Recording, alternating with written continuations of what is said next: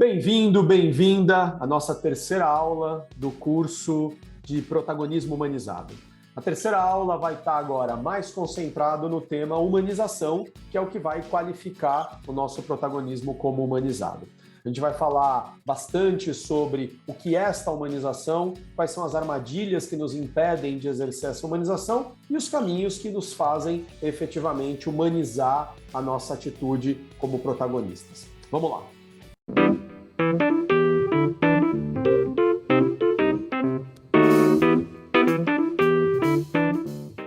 Vamos falar agora um pouco sobre humanização.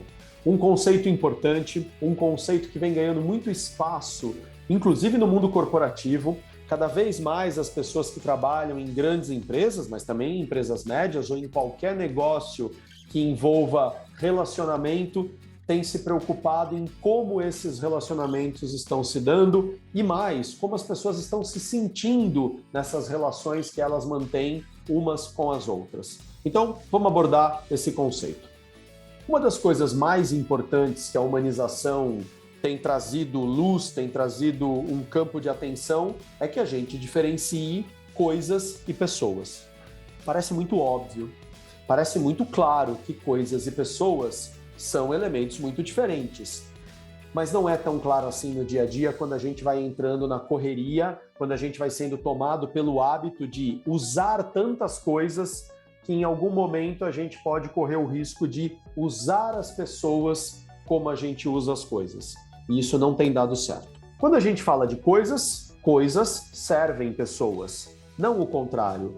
As pessoas não deveriam servir as coisas, e sim as coisas servirem as pessoas. Como, por exemplo, quando a gente fala de telefones, de smartphones. Não são as pessoas que têm que ficar reféns daquele equipamento. É aquele equipamento que tem que servir as pessoas. Se não for assim, não faz sentido. Outra coisa que é muito óbvia, mas que precisa ser dita, aliás, eu ouvi essa frase outro dia de um cliente: tem horas que o que eu ouço não traz nada de novo, mas é importante ouvir de novo. Então vamos falar de novo que pessoas têm emoções. E se pessoas têm emoções, são as emoções que humanizam as pessoas. E são as pessoas que criam as coisas. É importante que a gente lembre disso. É importante que a gente lembre que são as pessoas que criaram as coisas e as pessoas que criaram as coisas têm emoções. Essas novas coisas que são criadas todos os dias são muito boas, mas novas coisas têm que servir pessoas e não pessoas ficarem reféns das coisas. E por que isso? Para que as pessoas tenham cada vez mais tempo para sonhar, mas também para evoluir moralmente. Então, quando a gente evolui de um relógio como esse da esquerda aqui na tela, mais simples, no sentido que não tem ali tantos recursos de conexão com outras coisas, e chegamos aos smartwatches de hoje, né, esses relógios inteligentes que se conectam com o celular, com a televisão e com tantos outros aparelhos, claro que isto é uma evolução da coisa, mas quem evoluiu a coisa foram as pessoas, e as pessoas têm emoções. Essas coisas estão sendo boas para as emoções das pessoas? E se não estão sendo boas, o que as pessoas vão fazer para realmente lembrarem que são elas que usufruem das coisas e não as coisas que mandam nas pessoas? Portanto, então, desta maneira, vamos olhar aqui alguns comparativos. Sim, nós recomendamos que você use as novas tecnologias, as novas ferramentas que são apresentadas todos os dias, elas são muito importantes. Sim, elas ajudam muito na produtividade e elas vão continuar a evoluir e, claro, o que a gente recomenda é que, diante de tudo isso, lembre-se sempre de qual é o propósito. Ou seja, a gente tem que lembrar do propósito para que a gente tenha clareza que nós, como indivíduos, estamos usando as coisas para que elas tenham uma utilidade no mundo e para que nós também, como indivíduos, tenhamos uma utilidade no mundo. Mas são os indivíduos que buscam ter utilidade no mundo usando as coisas. Eles não devem deixar que as coisas os usem. Gente tem emoção, coisa não. Muito bem, falando nisso, sim, use sempre as novas tecnologias, as novas ferramentas, as novas coisas, mas lembrando que quem usa as coisas são as pessoas, não o contrário. Porque pessoas se relacionam com outras pessoas. Pessoas não se relacionam com coisas. Por exemplo, eu até posso amar o meu carro. Olha, eu nem sou uma pessoa que gosta muito de carro, mas você que está aí pode gostar de carro, pode gostar de relógio, pode gostar de celular, pode gostar de casa, pode gostar de moto, de bicicleta, pode gostar de óculos, pode gostar de roupa. Não tem nenhum problema. Ponha a coisa que você quiser no lugar do carro. Eu posso amar o meu carro, mas a gente precisa lembrar: o seu carro não sente coisa alguma por você. Apenas pessoas sentem alguma coisa por outras pessoas, porque pessoas têm emoções, incluindo você que está aí assistindo esse treinamento. Como estão as suas emoções? Como está o seu espectro emocional? Como é que você está se sentindo hoje? O quanto você tem dado atenção para as suas emoções, para os seus sentimentos, para os seus pensamentos que geram sentimentos e que desembocam em emoções? De certa forma, a gente está dizendo que o processo de humanização também começa, assim como a gente falou no protagonismo, em autoconhecimento. A gente já vai chegar lá. A última frase desta aula vai sintetizar tudo isso. Vamos avançar. Quando falamos de humanização, portanto, estamos falando sim de evolução moral. Mas não é a moral castradora, não é aquela moral que diz: você não deve fazer isso porque Deus, porque as pessoas vão falar mal de você. É uma evolução moral que tem a ver com a minha própria consciência. Olha aí de novo o autoconhecimento. Para continuar falando de evolução moral, eu quero contar uma história, quase uma fábula que eu ouvi há muitos anos atrás. É a fábula de dois amigos que foram no jornaleiro do bairro, na banca de jornais do bairro, comprar o jornal do dia. Vamos à história. A história diz que um amigo que morava num bairro A foi visitar um outro amigo que morava no bairro B. Chegando nesse bairro B e chegando na casa desse amigo, num sábado de manhã, eles se cumprimentaram e o amigo que morava ali no bairro B, que era o que estava sendo visitado, disse: vamos comigo até a banca de jornal? Eu tenho o costume de comprar o jornal de sábado. Vamos lá, vamos, claro, né? Disse o amigo que estava visitando. Foram até a banca de jornal e, chegando na banca de jornal, encontraram o dono da banca de jornal, que os recebeu mais ou menos assim: o que é que você quer? E o amigo que costumava e costuma, né, comprar o jornal todo sábado, morador do tal bairro, virou para o jornaleiro, que já o conhecia há muitos anos, e disse: olá, bom dia, como é que o senhor tá? Eu tô muito corrido, o que você quer? E o amigo que estava visitando só olhando essa cena. Aí o rapaz que tinha ido comprar o jornal disse: eu gostaria do jornal do dia. Tá aqui, toma, tá aqui o teu dinheiro, tá o teu troco, me deixa trabalhar. E o rapaz recebeu o jornal e disse: muito obrigado, o senhor tenha um ótimo dia. Tá. Conforme eles voltavam para casa, o amigo que estava visitando perguntou para aquele que era o morador e que havia comprado o jornal ali naquela banca de jornal. E o que ele perguntou foi algo mais ou menos assim: cara, você sempre vem comprar o jornal aqui nesse senhor? E o amigo responde: sim, é uma tradição, meu pai já comprava aqui, eu desde criança venho aqui, estou muito acostumado a vir aqui. Sei, disse o amigo. E o senhor lá que te atendeu, o jornaleiro, ele é sempre simpático desse jeito assim? Eu falei: é o jeitão dele, né? Já estou meio acostumado, ele tem esse jeito assim mais mal-humoradinho, mas tá tudo bem. O cara falou: sim, entendi. Mas mesmo assim, você indo sempre, ele te tratando sempre mal, você toda vez agradece ele como você fez ali com toda a paciência? E o amigo disse: sim, agradeço. Aí, conforme eles caminharam mais um pouco, o amigo que estava visitando falou: posso fazer uma última pergunta? Claro, claro. E ele disse: por que mesmo o jornaleiro te tratando tão mal, você ainda assim trata ele tão bem? Eu não entendi, ele te trata mal e você trata ele bem? E a resposta que o amigo disse, para mim, sintetiza muito do que significa a humanização e do que significa a humanização como geradora de evolução moral. Ele responde: sim, eu sempre trato ele muito bem, mesmo ele me tratando muito mal, porque eu já escolhi lá atrás que sou eu que decido como eu vou tratar as pessoas. Não são elas que decidem por mim. Portanto, esta frase ilustra bem a humanização e como ela nos leva à evolução moral, no sentido de que ela traz o esclarecimento de que eu sou o responsável por como eu vou tratar as pessoas e como este meu tratamento vai afetar as pessoas. Humanização é, portanto, a consciência de que sou eu que decido como eu vou impactar os outros com as minhas decisões, mesmo que a decisão deles tenha me impactado mal. Portanto, se alguém me faz o mal e eu resolvo fazer o mal, eu só sou responsável pela minha escolha de fazer o mal. Eu não sou responsável pela escolha do outro.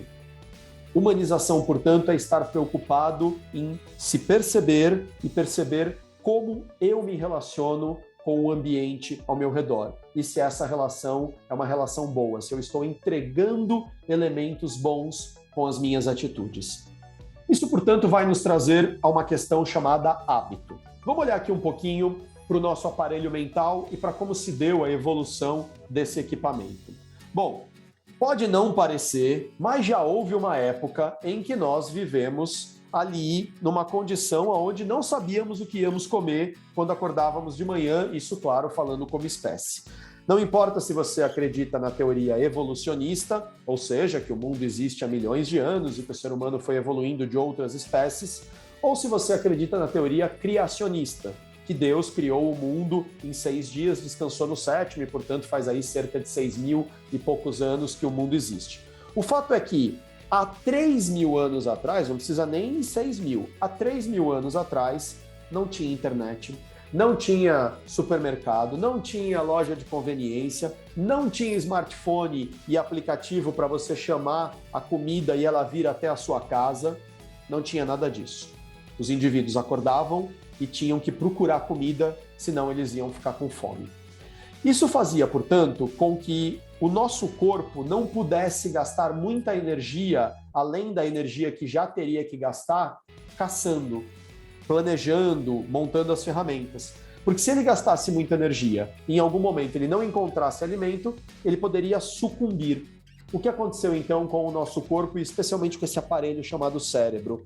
Esse aparelho foi aprendendo a condicionar algumas coisas que podiam e iriam ser feitas quase todos os dias, quase toda hora, de maneira em que a gente não gastasse muita energia. Por que nós gastaríamos energia? Porque tudo que acontece no cérebro acontece através de sinapses, ou seja, 2 neurônios vão se conectar. E eles se conectam por impulso elétrico.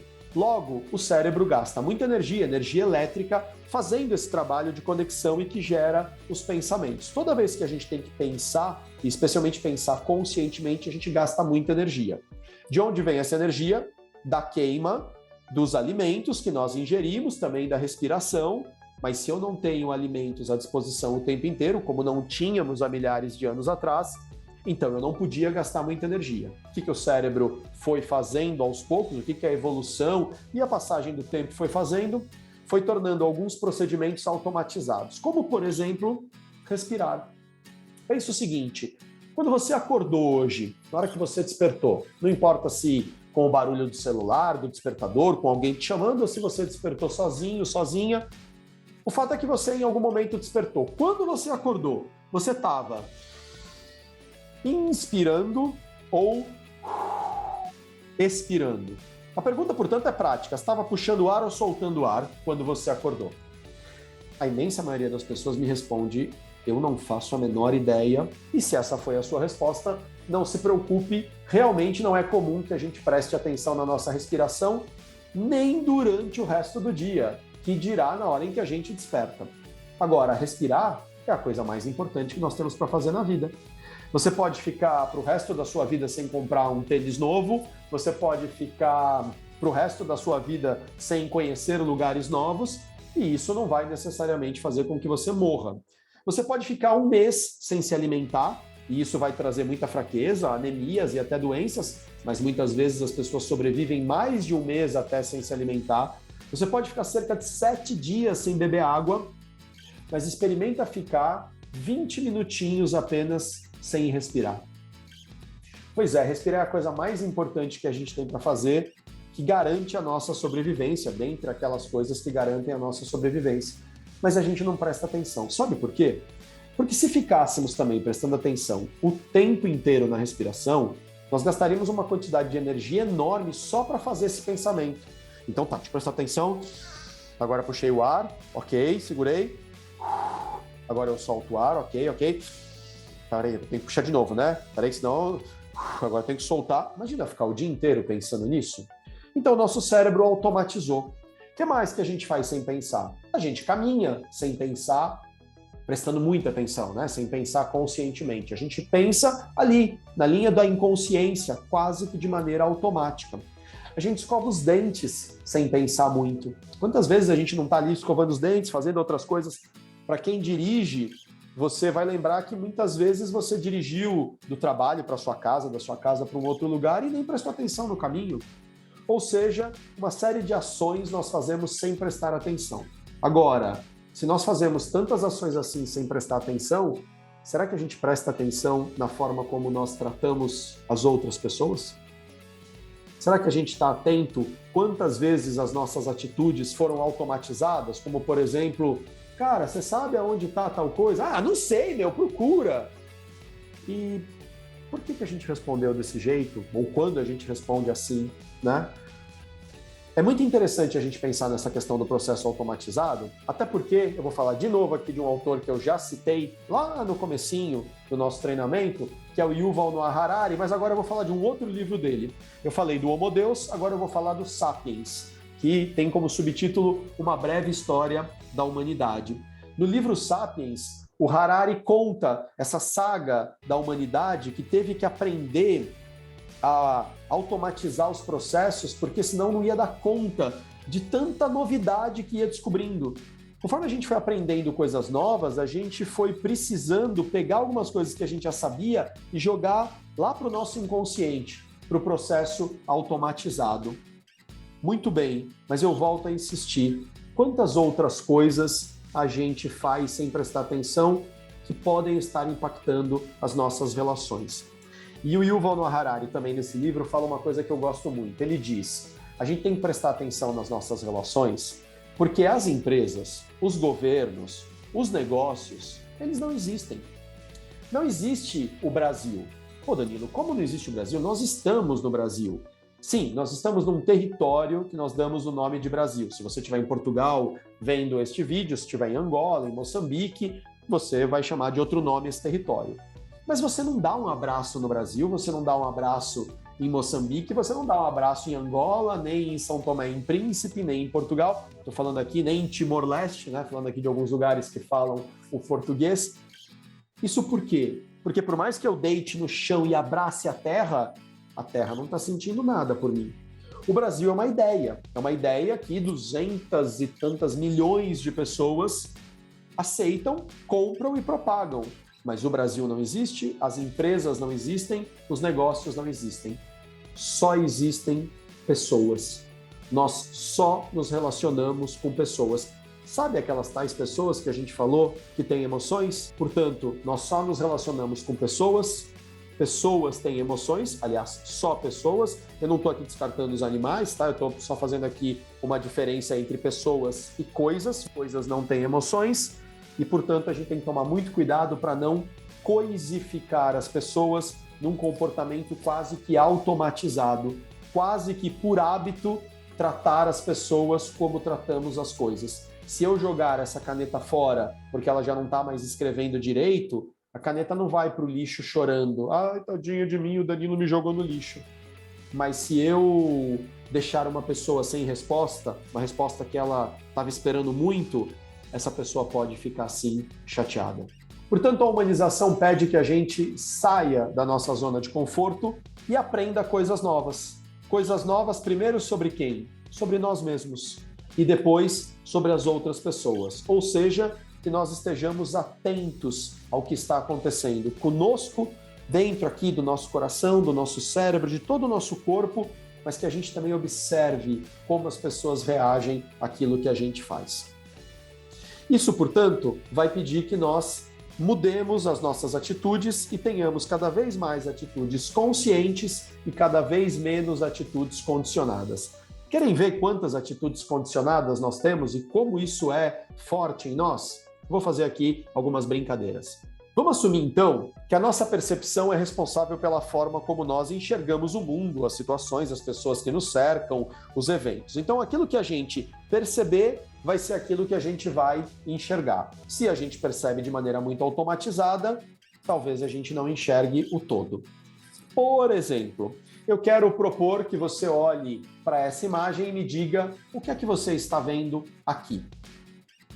E por uma questão de tempo, eu vou fazer algumas citações. Se você quiser, dá uma pausa no vídeo aqui e fica observando, vê o que você enxerga e daqui a pouco você solta o vídeo para você ouvir o que é que eu vou falar que tem nessa imagem. Muito bem, nessa imagem tem, por exemplo, 2 esquilos. Eu imagino que talvez você esteja vendo um esquilo aqui mais na parte de baixo do tronco, outro aqui, até com o rabo dele fazendo uma curva. Mas eu, por exemplo, acho que tem aqui 6 esquilos. Eu acho que tem esses 2 aqui que estão no tronco, acho que tem mais um escondido aqui na direita, que dá para ver um pedacinho do rabo dele, tem mais um escondido aqui embaixo, ó, bem na parte de baixo aqui do tronco, é um rabo de esquilo meio peladinho, e tem mais 2 esquilos bem em cima aqui, ó, dá para ver só o rabinho deles pendurados. Bom, algumas pessoas dizem para mim, Danilo, isso não é um rabo de esquilo, isso aí que você falou agora, essas 4 imagens, são apenas galhos. Bom, se para você a sua percepção diz que são galhos, então só tem 2 esquilos. Mas para mim, a minha percepção me diz que isso pode ser um rabo de esquilo. Se isso pode ser um rabo de esquilo, então tem 6 esquilos na tela. Certo? Depende da percepção de cada um de nós.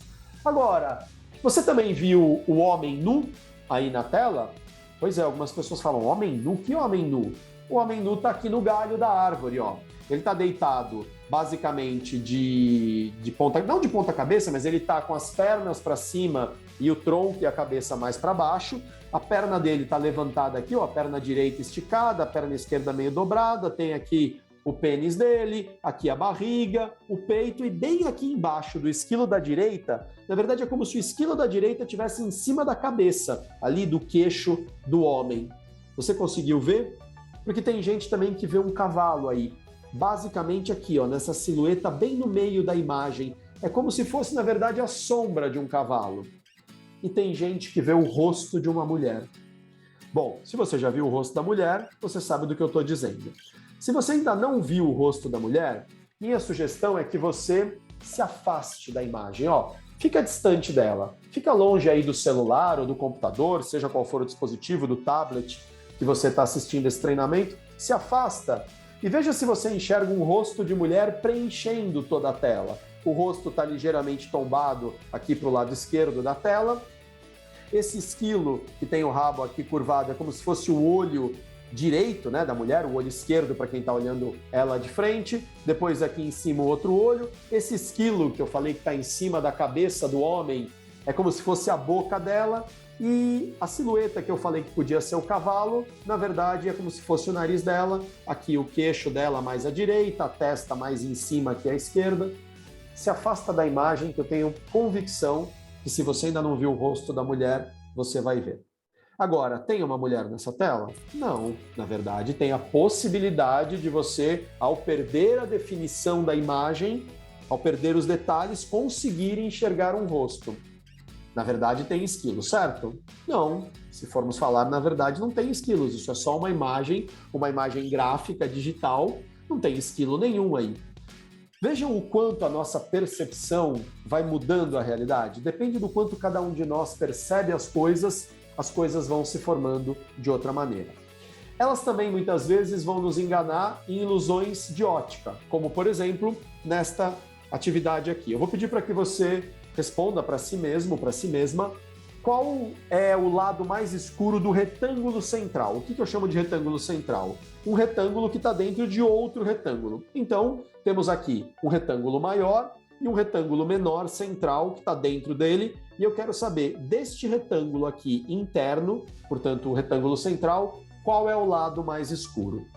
Se você responder que o lado mais escuro é o lado direito, eu acho que você está certo, você está certa, a partir do que você está vendo. Mas o que você está vendo não condiz com a realidade. Porque se eu tirar o retângulo externo e deixar apenas o retângulo central, você vai perceber agora que este retângulo não tem lado algum mais escuro que o outro. Ele é uniforme. Quem tinha um lado mais escuro que o outro era o retângulo em volta dele, que esse sim tem o lado esquerdo mais escuro e, por contraste, faz com que o lado direito do retângulo central interno pareça mais escuro. Quantas outras coisas parecem que são de um jeito, mas não são? E se a gente não prestar atenção, se a gente não ouvir as pessoas, e quando a gente presta atenção nas pessoas, escuta elas, se conecta a elas, a gente enxerga diferente. Muito bem. Saindo do retângulo e indo agora para torres de transmissão de energia, eu quero fazer uma pergunta. Essa imagem que eu vou pôr agora na tela, e que vai ser uma imagem com movimento, eu quero saber se você escuta algum som não vindo da imagem. Eu quero saber se você escuta algum som aqui dentro do seu cérebro. E a imagem é esta aqui. Você escuta alguma coisa aqui dentro da sua cabeça? Porque há pessoas que dizem, não escuto nada não. Bom, de fato, essa imagem, que é um gifzinho, né, uma imagem com movimento, ela não tem som, tá? Ela originalmente não possui som. Mas algumas pessoas escutam sim um som. Há quem escute o som da torre batendo no chão, que é até quando treme a imagem. Há quem escute o som das linhas elétricas, né, das linhas de transmissão, voando no ar e rompendo o vento, como se fizesse um... Enfim, cada pessoa percebe de um jeito. E mesmo aqueles que escutam um som dentro do seu cérebro vendo essa imagem, devem se perguntar, será que o outro escuta como você escuta? Será que ele também percebe do mesmo jeito que você percebe? E a humanização nos ensina isso. Não.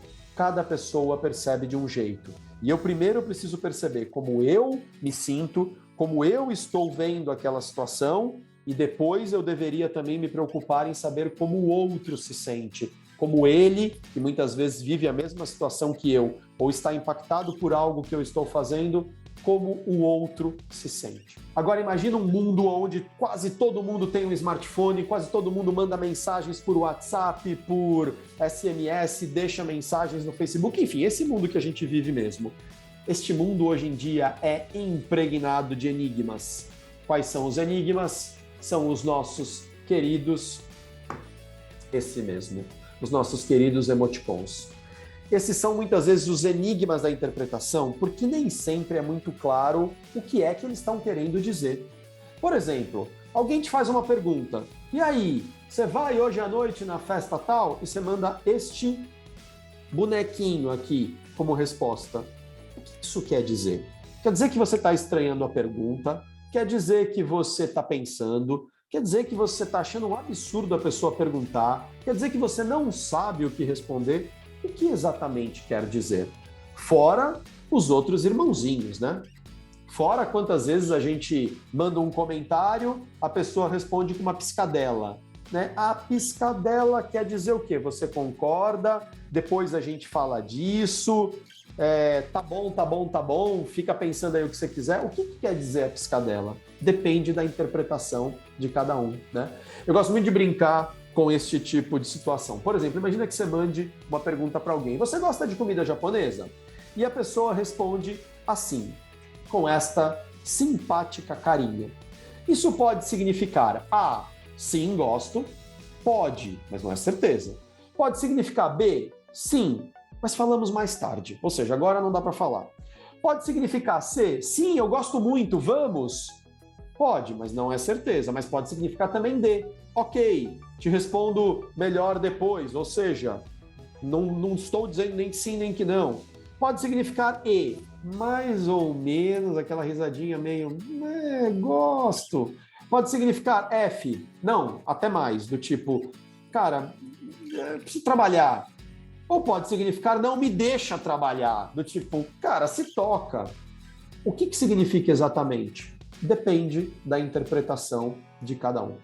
Portanto, se depende, imagina o perigo que é quando temos atitudes condicionadas que são construídas a partir da nossa percepção, que já está acostumada a olhar o mundo de um jeito, as situações de um jeito, as pessoas de um jeito, e que, portanto, muitas vezes vão tirar conclusões a partir daquilo que nós pensamos, não necessariamente a partir daquilo que efetivamente se apresentou. O que nós pensamos geram emoções, e são essas emoções que guiam as nossas atitudes, que guiam os nossos comportamentos. Olha só o quanto temos que estar conscientes e tomar cuidado com as atitudes condicionadas. Elas podem estar nos colocando num looping de emoções e de julgamentos, tanto de nós mesmos quanto dos outros, que podem muito mais atrapalhar as relações do que ajudar. Portanto, vamos ler aqui uma importante frase de um importante estudioso do comportamento humano, Sigmund Freud, que disse há muitos anos atrás que a renúncia progressiva dos instintos parece ser um dos fundamentos do desenvolvimento da civilização humana. O que ele estava querendo dizer? Se nós não aprendermos a controlar as nossas impulsividades, as nossas manifestações quase que animalescas, as nossas atitudes condicionadas, a gente não vai evoluir como espécie. Mas quem quer ser protagonista e quer ser especialmente um protagonista humanizado, precisa aprender a controlar os seus instintos, precisa aprender a sair da automatização e perceber genuinamente o que está acontecendo consigo e com os outros. Portanto, a humanização é sim o próximo passo de evolução da sociedade e da gente como espécie humana. E para isso a gente tem que entender esse processo, esse movimento de melhoria do processo civilizador, do que é sermos uma sociedade, um conjunto de pessoas civilizadas. Porque nós já vivemos de maneira caótica, depois nós criamos regras que puniam aqueles que faziam bagunça, e agora estamos vivendo uma época onde a gente está tentando se libertar das castrações, daquilo que nos impede de sermos felizes. Mas, na verdade, a gente não precisa se libertar das castrações. O que a gente precisa é aprender a dominar os nossos instintos. E um dos caras que mais estuda a humanização hoje no mundo é o Eduardo Casarotto, que a gente tem a oportunidade de conviver aqui na Vértigo 16, e o Edu tem também uma frase incrível onde ele diz: a evolução da humanidade, portanto, não está em se libertar das castrações, e sim escolhê-las conscientemente. O que significa isso? Que eu não preciso deixar de ter os elementos de controle, mas eu preciso escolher quais desses elementos fazem sentido. Então eu vou deixar de xingar alguém, não porque eu vou ser punido, não porque alguém vai dizer que é feio, mas porque eu, no meu conjunto de valores, na minha evolução, entendo que isto não é bom, nem para mim, nem para o outro, menos ainda para a nossa relação. Vamos praticar a humanização? Então eu vou propor 2 exercícios para vocês, um de aceitação e o outro de generosidade com os outros e com você mesmo, com você mesma. O primeiro exercício chama-se Carta de Aceitação e Liberdade. Você vai escrever cartas, então vai lá, baixa o arquivo, e a partir desse arquivo você vai pensar em pessoas que te machucaram, que te deixaram chateado, chateada em algum momento, e que você sentiu coisas ruins por essa pessoa, algum tipo de raiva. E vai, depois de identificar esses sentimentos, escrever uma carta de aceitação e de liberdade. Ou seja, você vai aceitar o que aconteceu e vai tornar a pessoa livre. Livre do quê? Da dívida que ela tinha com você, da raiva que você sentia por ela, da braveza que ainda existia quando você lembrava da relação de vocês por conta do mal que essa pessoa te fez. Vai lá, escreve algumas cartas de aceitação, porque você vai libertar não só essa pessoa, mas você vai libertar você mesmo desse sentimento. Depois desse exercício, vai lá e baixa o outro arquivo, que é o arquivo Carta de Amor para mim. E é isso mesmo que você vai fazer. Você vai escrever uma carta de amor para você mesmo, para você mesma. O exercício tem as instruções, mas basicamente você vai pensar uma série de questões que você admira em você, pontos positivos, coisas que realmente são gostosas de reconhecer em você. Caso você não reconheça, pede ajuda para as pessoas, mas sempre tem coisa boa.